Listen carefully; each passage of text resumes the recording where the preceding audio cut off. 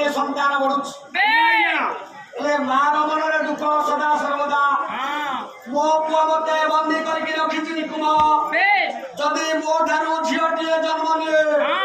ମୋ ପୁଅ ଏ ଝିଅକୁ ସିଧା ପରେ ଚେଚିକି ମାରି ବସି ତୁ ହତ୍ୟା ଦୋଷରେ ଭାଗିଦାର ହବ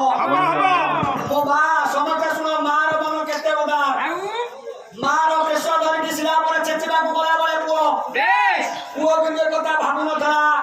ଏ ମୋର ଜନ୍ମଦାତ୍ରୀ ମା 10 ମାସ 10 ଦିନ ଗର୍ଭରେ ଧାରଣ କରି ସନ୍ତାନ ମତେ ଜନ୍ମ ଦେଇଛି ମୁଁ ତା ପୁଅ ମୋର ମା ମାର ଶବ୍ଦ ଆଜ୍ଞା କେତେ କରିବା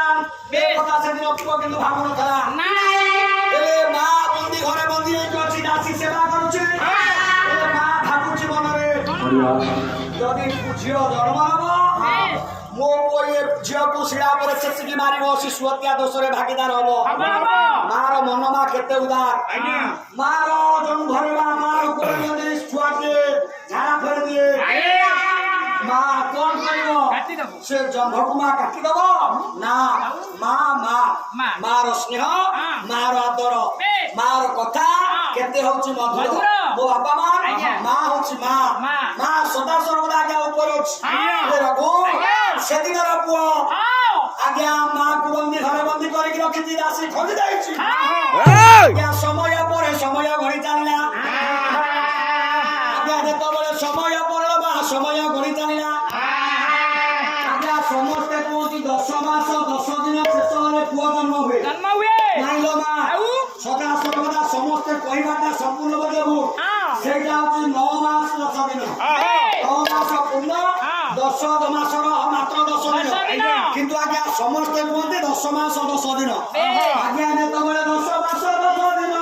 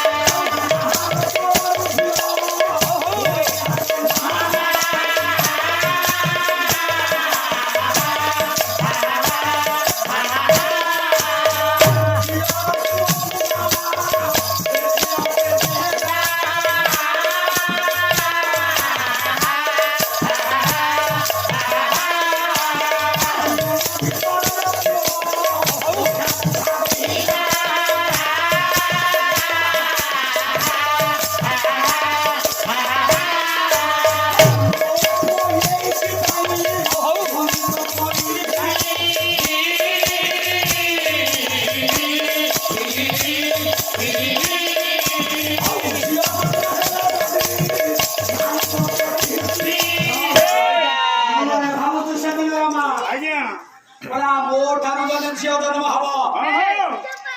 ମୋ ପୁଅ ଶିଳାରେ ଛେଚିକି ମାରିବ